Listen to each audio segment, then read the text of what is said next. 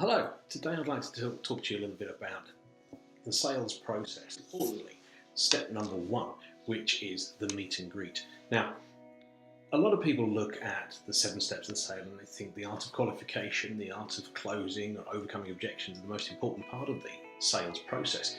Whereas actually for me, it is the bit right at the beginning, the meet and greet, which is where you gain the trust and the respect and the credibility of your potential customer through their first impression of you, mainly to do with the way that you are presenting yourself, your body language, the way that you shake hands with somebody, and the way that you come across, instilling any kind of confidence into your customer that you really do know what it is that you're talking about and that you are somebody to be trusted and respected.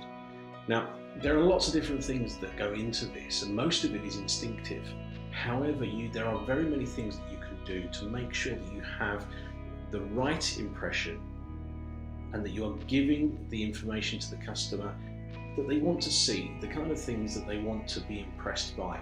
So, are you dressed properly? And that doesn't necessarily mean suited and booted. It could mean that you have got the right presentation in the right environment. So, if you're dealing with an engineer, for instance, perhaps something like jeans and a shirt or a jumper might be appropriate.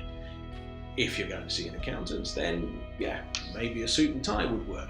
But don't always assume that the suit is the right way to do it. Now, the next thing is things like body language. Body language is actually vital when it comes to giving the right impression to customers. Making sure your body language is open, that it is non-aggressive, but it's also inviting, it's warming, it's welcoming, so that people will want to feel like they can talk to you.